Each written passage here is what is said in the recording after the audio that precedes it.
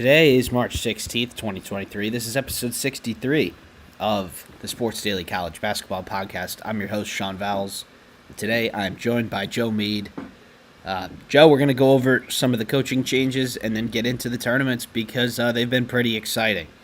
So first, Joe, we're going to go to a coach that was fired mid-season, and he was rehired at another place before that team even was eliminated, and that's Chris Holtmann. He's back in coaching, and he will be taking on DePaul.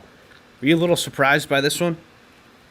I'm surprised that Holtmann didn't take a year off. I mean, we've seen coaches do that in the past, who got fired from Big Ten programs, particularly Tom Crean before he took the job at Georgia. I thought it was really good on ESPN, but nonetheless, Sean, I really like the hire for DePaul. I think you could always be chippy and go in the comments section of any post or YouTube video and say how he was fired in February and blah blah, and he had so much talent at Ohio State, but that would also discredit the 5 really good seasons he had there, where they won 20 games, made the NCAA tournament, including the 2019-20 year in that too. And then at Butler, who was also the Big East Conference when he was there, 3 years in a row they made the tournament, won at least one game. In 2017, they went to the Sweet 16.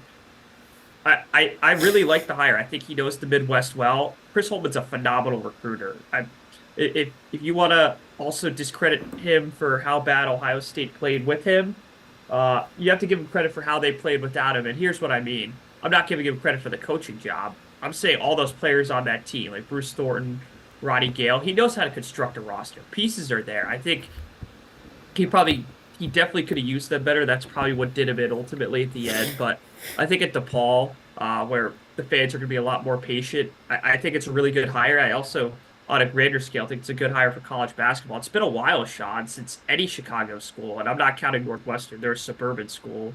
The kids only go into the city, like today on St. Patty's Day, to party. But it'd be really good for a Chicago school to be relevant again in college basketball. Maybe not to the level of a St. John's even, but maybe to a point where at least some of the city cared. So good on the Blue Demons. Excited for Chris Holtmann, and frankly, I'm not going to hide bias. I'm going to cheer for them a bit. I think it'd be really cool for them to get going again. I'm surprised they got him, to be honest.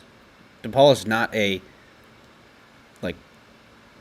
don't have a whole lot to offer that Chris Holtmann probably could have not gotten somewhere else. Rather, if it was a Missouri Valley or, DePaul's 300s in KenPom, and they've been out of the tournament, Joe, for our entire lives, or since very early on. So he's got a lot of work to do. I think the package that, they had to promise some things to get him in the door, salary reportedly over $4 million a year. But like you said, if he can't get good players to go there, then nobody can, because he's been an excellent accumulator of talent, whether it was at Butler or Ohio State. And, Joe, that team that went on a run, and they did get eliminated yesterday, we'll talk about him later, but, that was his team. That wasn't Jake Diebler's team. He built that team, so he deserves at least some of the credit. It does stink for him that they turned it on right after he left, but I'm excited for DePaul.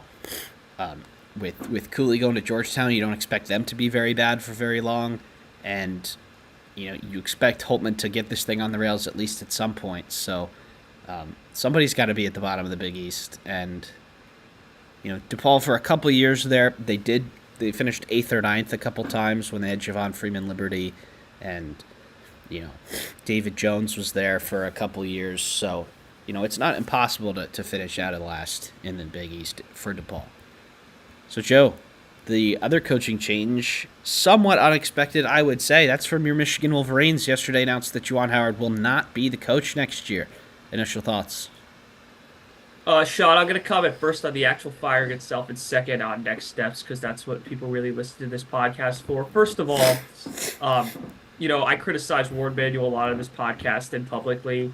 I really think his hand was forced. I'm not saying he would have done it on his own, but it's pretty clear that report comes out about how they're investigating, workplace environments within the basketball program.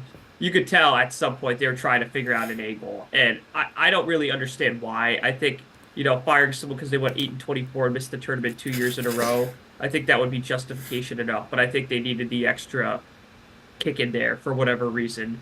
Uh, Beyond that, I'm not going to comment because I think so much of that information could be speculative. But in terms of next steps, Sean, I really think we're going to have to focus on what Ohio State does next because Jake Diebler's given that athletic administration, especially the new athletic director Ross Bjork, something to think about. The way Ohio State played at the end of the year, um, we'll get into that game versus Illinois very soon here. They played inspired. I think he at least puts his hat in the ring, and they'll definitely probably sit down with him and see everything he has to offer for a vision of their program.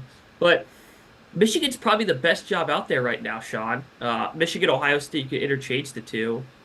I think everyone wanted Nate Oates. Well, actually I'll take that back. Everyone assumed Nate Oates would be the number one candidate. He did just sign an extension with Alabama yesterday. I know they got blown out by Florida after.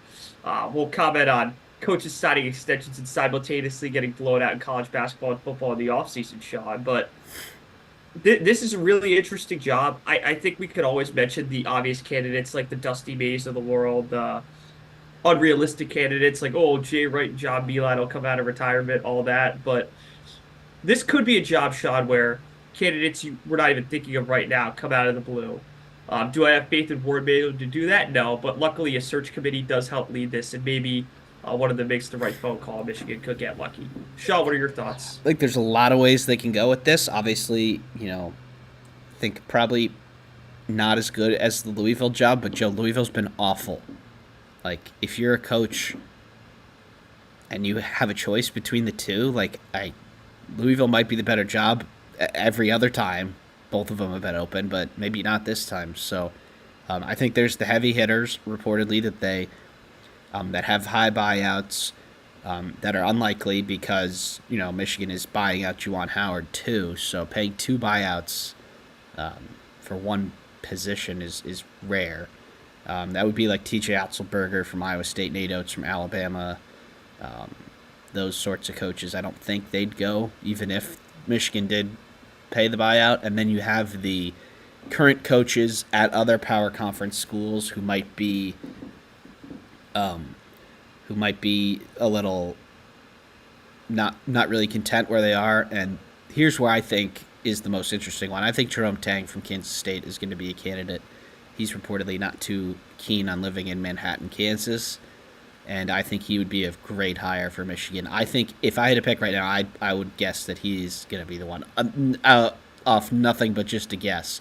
And then you have the Dusty Mays, like you said, and the sort of tier below, or the Dusty May tier, like Darian DeVries from Drake and Nico Medved from Colorado State, Kyle Smith from Washington State. There's a lot of ways they can go with this, and a lot of decent coaches who would probably say yes. Yeah, Sean, I agree. And frankly, I think you could always throw out the unrealistic candidates, the Jay Wrights and John Beelines, but maybe there's some candidates that are a stretch but aren't the craziest thing. Like, I think Shaka Smart's very happy at Marquette, for example. Maybe a guy like that who was at a major program before, like Texas, took somewhat of a step down to Marquette. Or maybe even someone. I mean, I don't think anyone would do an interconference move the way Ed Cooley did. The Big East is way different. But does Michigan call Fred Hoiberg, Chris Collins? It would be unrealistic for someone to go from Northwestern to Michigan, in my opinion. I think another one, Joe, that would have been a move last year, maybe Michigan sees if Mike Shrewsbury would be interested. He didn't have a great year at Notre Dame, but he had all freshmen and sophomores. And they turned it around, and they were a decent team at the end of the year. And, he is still in Indiana, so you could say, okay, well, he's a Midwest guy, but, I think he ends up back in the Big Ten at some point, whether it's, now or in a couple of years. But a lot of choices to pick from. I think we'll start hearing some, candidates narrowed in. But Juwan was kind of out of nowhere last time around. So, after Beeline went to the Cavaliers. So, we never know what's going on in that room and who they want to, take on the Michigan mantle, because it was a Michigan man last time around. I don't think it will be again. The only one it could be is Brian Dutcher, but he's 64 at San Diego State. I get the Michigan connections there, but He's been I there don't for think it. almost 20 years. Yeah, I don't think it would make much sense. And he was also Steve Fisher's top assistant. The way they kind of got rid of Fisher, I think, does not sit quite well with him. I don't think he has any like hard feelings to the current administration at the university, but I think, that presence is always there. And why at 64 would you want to make a move to Michigan? Why, if you're Michigan, would you hire? Because let's say he coaches 4 or 5 more years, you're going to be in this position. You're going to be in the exact same position, maybe not an 8-24 record, but you're going to be hiring again. I think they need a long-term solution. And frankly, Sean, I don't know. I do not think Dutcher would be, but he's the only Michigan guy who would fit that bill. Yeah, and he's been at San Diego State since he went with Steve Fisher, and they're in the tournament every year. Like, would you really want to give that up to try and get a Big Ten program back on the tracks? And by the time it is back on the tracks, like you said, he might be given all he's had left, and he might retire. So yeah, Dutcher would have been good, I think, last cycle, or maybe even the one before. Obviously, they ended up going with Beeline, but yeah, it's going to be interesting. That's more interesting. I think Louisville has a couple candidates where they'll go. Maybe Mick Cronin, or you know, I actually think they end up with Cronin. He reportedly doesn't. That's the perfect match. He's reportedly not too thrilled about Los Angeles, and with the conference change they could do that, but they're obviously further along because while Kenny Payne did just get fired as soon as they got eliminated, the writing was on the wall since the beginning of the year. But Joe, I think that's all of our news for coaching carousel right now. Of course, there'll be more. Mike Boynton's out at Oklahoma State too. No candidates really there yet, but let's go to the Big Ten tournament. Got the bracket up for the YouTube listeners, and not a ton of surprises so far. We had Ohio State knock off Iowa, but that wasn't surprising to anyone considering the current form. And in the Final Four, Joe, we have the 1, 2, 3, and 5 seeds, and Wisconsin has been playing better than Northwestern since the Wildcats have had to deal with a lot of injuries. So, any big surprises so far in the Big Ten tournament? No, I really think, chalk held, but if you watched all the games, that was not really the story. I think Michigan State had plenty of chances to beat Purdue. Sean and I were talking pre-recording this, and we were not impressed with Purdue at all, just in that performance alone. And I think there's a lot of factors there, like the, longer layover and the fact that they're the 1 seed. And but particularly the Ohio State-Illinois game, Sean, that game could have went 1,000 different ways. I think there were a lot of situations where Ohio State could have taken. They had 4-point leads at so many points. Illinois, Terrence Shannon just found baskets at certain times. You felt Ohio State was one shot away from getting the kill shot in the 3 to 5 minute stretch of that game to the last minute. Ohio State had plenty of chances, but a lot of talk about the officiating in both those games, both Michigan State and Ohio State. I think there is something there. I think the 32 to 13 free throw discrepancy, I think that's kind of an overrated way to look at it. I think you call out certain calls, guys getting bumped, Illinois every time, just throwing up a shot and getting the whistle after the fact. Fans are going to notice that. I'm not saying one side's correct or one side's wrong, but it's kind of a shame that it came down to that. I think Ohio State outplayed Illinois. I don't think I'm saying anything controversial there. But regardless, I think it's good for Illinois to go through an experience like that. That's where they've kind of crumbled in March in the past, where they've got to these back and forth games and they crumbled. So could be a good experience, but definitely feel for Ohio State. Michigan State will still be into the tournament. Them beating Minnesota solidified that. So maybe something to work off there for Michigan State, but I do think they have to make more shots if they want to make it to the second weekend again.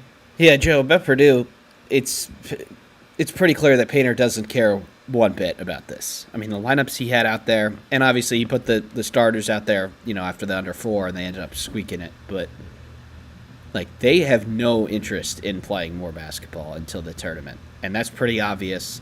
So I would not be surprised if we see Wisconsin knock them off today. But Joe, about the refs, all these tournaments are on at the same time. A lot of people are watching a lot of different basketball, and it is very clear that one conference has an officiating problem and multiples don't. And it's a Big Ten, unfortunately. It's just very inconsistent, really, is the way to go. And the charge rule seems to have been forgotten completely by the officials. They talked about it. They talked about the secondary defender not being able to take a charge. I saw 4 yesterday. 4 secondary defenders taking charges. Got to be set before the player sets his feet to jump. That seems to be forgotten. It's almost like the rule was changed, and to my knowledge, it wasn't. So let's hope that they get out of the headlines for today, because we got 4 good teams who are going for a Big Ten title. And unfortunately, I don't really think these games today or tomorrow mean a whole lot. All 4 of the teams are going to the dance. Maybe Wisconsin can boost themselves up a seed line, but Nebraska, maybe they want to get to 7 seed, get out of the 8-9 game, but kind of grasping at straws for headlines in the Big Ten tournament the rest of the way. Yeah, Sean, I really think there's no scenario where anyone's going to make a massive jump unless, Wisconsin just does the eye test, blows out Purdue, or Illinois blows out both Nebraska and Purdue, and vice versa. So, yeah, I think Nebraska's only hope is to get maybe to a 7. Illinois' hope is move up a seed, and same with Wisconsin. Purdue, I think they could lose by 40 to anyone and still be a 1 seed, so it doesn't matter. If Wisconsin blows them out and, if Purdue's down like 15, like they might just wave the white flag. And then is that even impressive if you beat Purdue by 20 when Zach Edey plays 17 minutes or something like that? Yeah. That'll be something that the committee will have to take into account. And we'll see. Joe, we're going to go to the Big 12 tournament next, which is the tournament that does mean the least out of all of them. I'm throwing up the bracket for the YouTube listeners. We have essentially a chalk bracket. We had Kansas State beating Texas and Cincinnati beating Kansas, but Kansas obviously no McCullough or Dickinson in this one. They wanted to get to the tournament. They almost messed around and beat Cincinnati, but then the Bearcats pulled away at the end. The Big 12, Mike and I previewed it, Joe, and we said that the Big 12 tournament, there wouldn't be a lot of headlines unless one of these teams that's fringe bubble makes like a crazy run. Now that that's not happened, almost nothing to look for from the Big 12 tournament.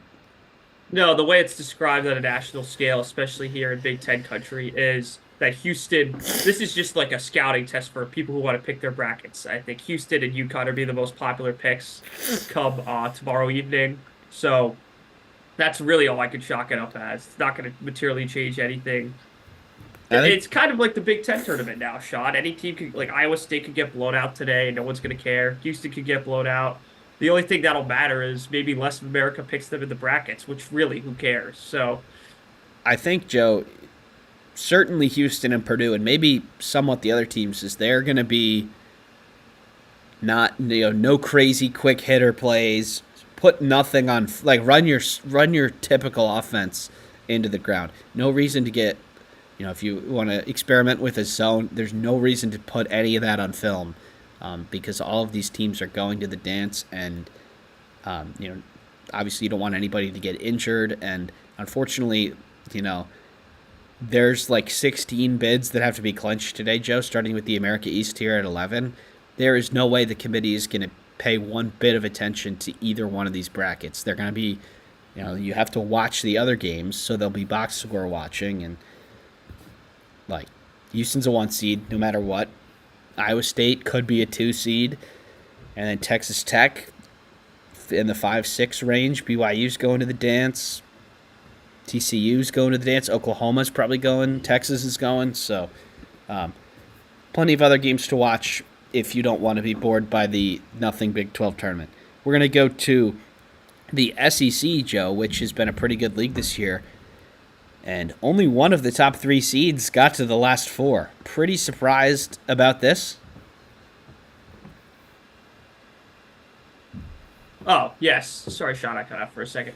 Yeah, I'm more shocked at the manner in which the top seeds lost. I think Mississippi State blowing out Tennessee is something that maybe a few people considered, but not the manner where Tennessee never led the game. That's insane. It was over, quick. Yeah. And I know Mississippi State beat them once already on their home floor in a close game, but impressive from the Bulldogs. They're rolling. Yeah, and then I made a comment about this earlier. I this is half joking when I say the moment coaches get extended, the first game back, they always just get blown out. Well, there's 2 of them here, Joe. There's 2 of them. Florida lights out. And I got to make a comment about Florida. I don't watch them a lot, admittedly, but seeing from where they were in December when I was watching highlights of them prior to playing Michigan and them playing Michigan, clearly a lot better team. Plays defense now against Michigan. The worst Michigan team in years was just getting by them with layups and like wide open threes. Against Bama, there was very little of it. They needed a late three to go to overtime against Michigan. Remember, Yeah, long way from that for the Gators. absolutely. So good for Florida and really good on Texas A&M. I understand the narrative around Kentucky is they could score 1,000 points, but could give up 1,000 points. I think Texas A&M took advantage of that, and this is something Rick Pitino made a comment about on part of my Take the Barstool podcast. He does think Kentucky can win it all. He did name, that's a fascinating listen, by the way. I recommend it. He did name 8 teams he believed could win it all. Kentucky is going to run into that at some point this tournament. They're going to run into the wrong matchup. I'm not saying they'll lose, but it could get very interesting. And a game like last night against Texas A&M put it on full display. If they get the wrong matchup, and they're not 1,000% from the field, which is what they've seemed to have been in a lot of big games this year, they could run into some trouble. But Sean, other than that, no big comments from the SEC.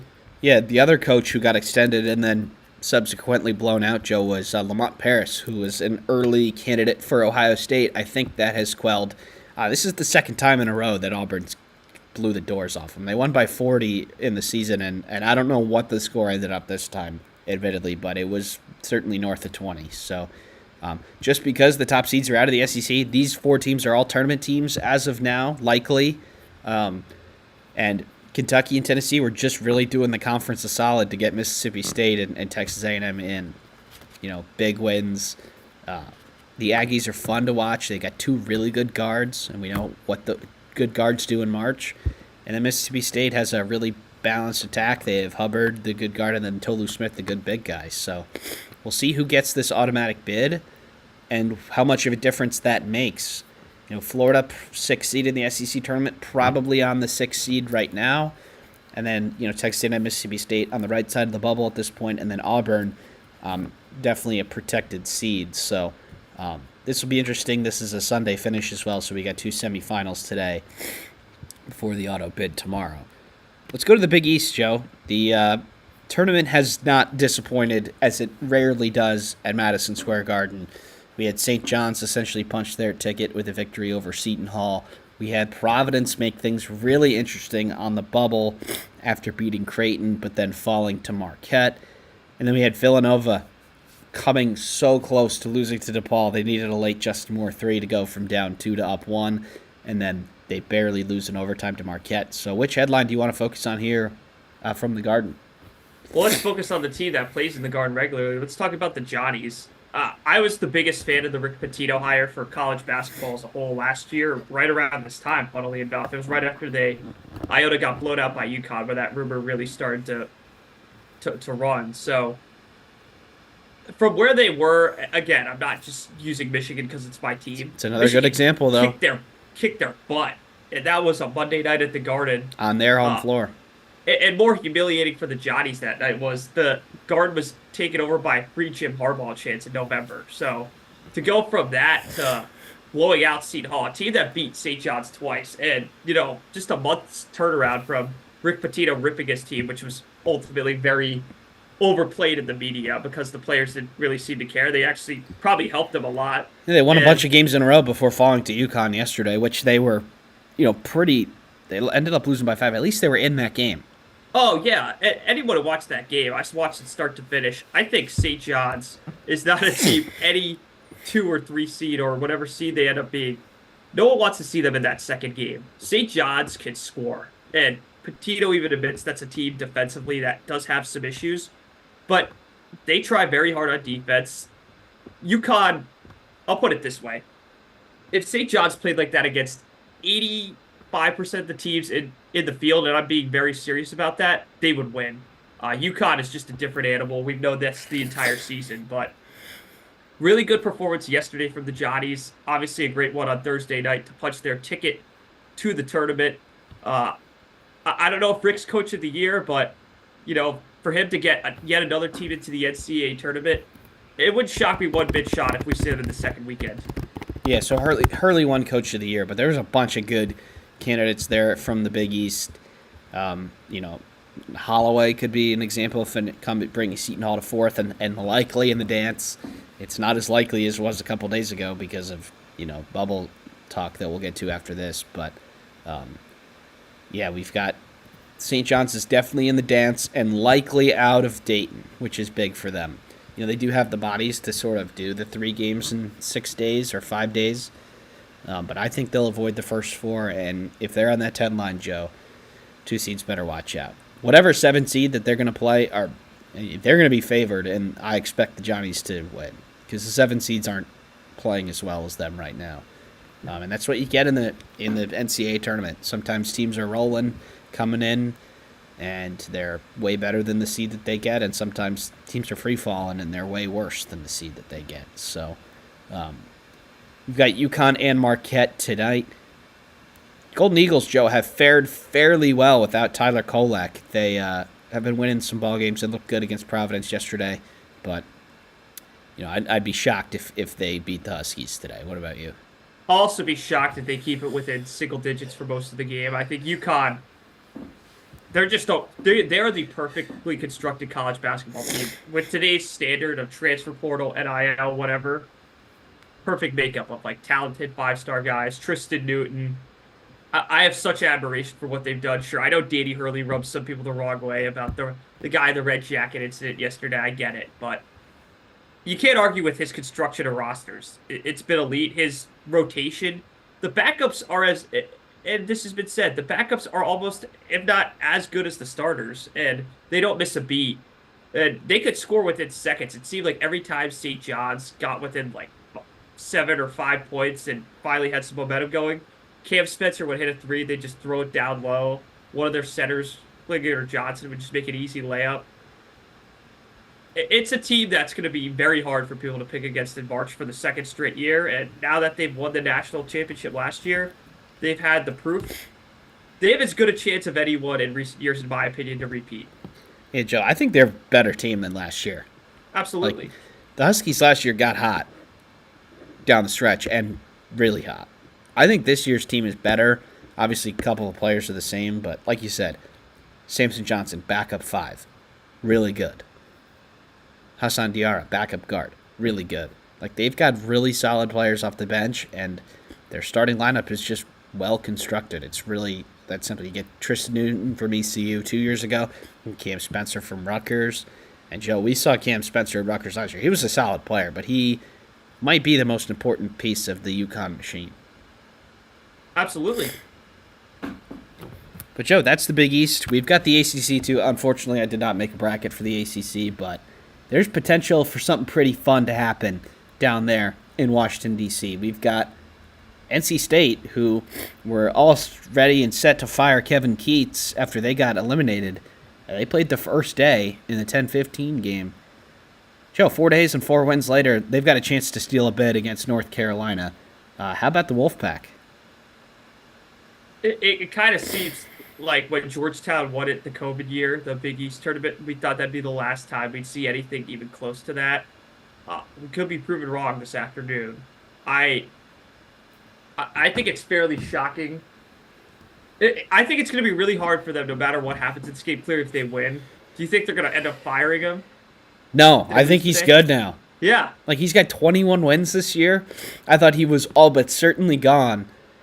And when they beat Duke, teams were like, oh, he might keep his job. I'm like, well, they're 40 minutes away from the dance. And that's as close as they've been in a while. I think he's probably earned himself another year at least. And Joe, if they do complete this task and win the 5th game in 5 days, it'll be the first time since Kemba Walker's UConn where a team has done that in any tournament. So I'll be rooting for them. Again, UNC, with Tennessee getting bounced early in the SEC tournament, they might have a 1 seed regardless of what happens here. So maybe not a whole lot in it for them. But we'll see how NC State, they didn't tire yesterday against Virginia in overtime. DJ Burns still got buckets, so we're going to have to see, what the Wolfpack can do in Game 5. They played Tuesday. And we talk about Wednesday in the Big Ten. Well, every day is a day earlier because they are finishing today. And this is essentially the same thing as a Wednesday team going to the championship game, which is pretty epic. Happy for them, happy for DJ Burns, but it's going to be tough today. North Carolina is the best team in this league, and they've played 2 less games this week than the Wolfpack. So we're going to have to hold on for what happens there. Joe, we got a bubble situation here, which has become extremely complicated. There's a potential for like 4 or 5 bids to be slashed off this bubble with some bid stealers. And NC State being one of them. We've still got the American tournament semifinals today. FAU is in it. They play Temple while South Florida plays UAB. So if FAU were to win, then another bid would open because South Florida is being given the auto bid right now as the number 1 seed. And then we've got Oregon playing in the Pac-12 championship against Colorado. Colorado has played themselves probably off the bubble, regardless of what happens. But Oregon could steal a bid. And then we have New Mexico, another team in the Mountain West who beat Colorado State yesterday. And they're on the bubble, so they could book their tickets. So I have got 1, 2, 3, 4, 5, 6, 7, 8 teams here. And these 8 teams are Michigan State, Providence, Seton Hall, Virginia, Pittsburgh, Indiana State, New Mexico, and Texas A&M. I think there are 5 spots for those if FAU, San Diego State, UNC win. If they all lose, well then obviously New Mexico's in, Oregon is in, NC State is in. There's probably 2 for the rest of those teams. Some team is going to get snake bid here if there's a couple bid stealers. And Sean, of those teams that you named, let's say Ultimate Chaos aligns. NC State somehow does it. Let's just be semi-realistic. Let's say Oregon wins, New Mexico wins, right? Who are the 2 teams going to get snake bitten as of right now, just in your opinion? I think Indiana State is probably cooked at this point. It stinks for them. It would be really fun to see them in. I think Providence gets left out. And I think Pittsburgh gets left out. Those, of the tier list, I think Michigan State is safe, but I think they might get thrown in Dayton just for ratings purposes, honestly, especially if Virginia is another team that goes there. Virginia is horrendous to watch if you've had the punishment of doing that this year. I think you got Seton Hall, which is probably safe right now in the last 4 in. Again, pretty big fan base from a pretty big area. And then New Mexico, obviously, if they win the automatic bid, they cannot be in the first 4 because the first 4 is the last 4 at-large teams, so they would be good there. And then you have Texas A&M, who just crushed Kentucky, and they're probably safe too. So we'll see.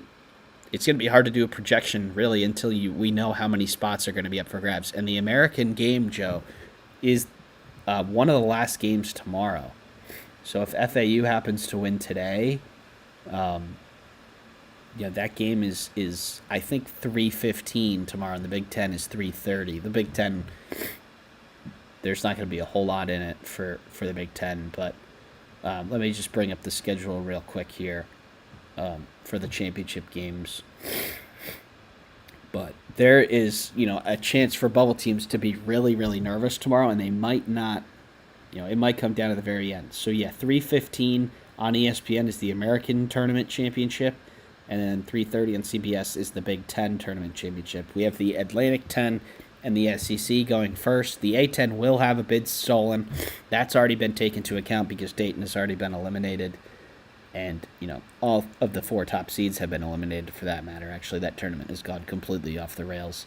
You have the SEC, which will not be a bid steal. That game probably won't matter too much in the eyes of the committee. The American, which potentially could be, and then the Big Ten. And that's all tomorrow. We've got, more than I can count today. 1, 2, 3, 4, 5, 6, 7, 8, 9, 10, 11, 12, 13 bids to be clinched here on Saturday, March 16th. So, Joe, can't give any more bubble talk, really, until we know how many spots are up for grabs. And that, unfortunately, a couple teams, the 1 seeds in the NIT, could have been in the dance if something out of their control went differently. So, any more thoughts before we wrap it up? No, I think the most intriguing games, like we said, Sean, maybe not entertainment wise, but in terms of the greater story of the season, are in those non-power conferences, like you said. So maybe turn it to CBS Sports, whatever channel they're on, because if you're a bubble team like a Providence, maybe even a Michigan State or a Pittsburgh, you might have to pay close attention to those games. Yeah, Joe. So we'll probably be back tomorrow for some sort of show after the bracket gets released. We'll be in contact about that. So thank you everybody for tuning in to episode 62. We'll see you next.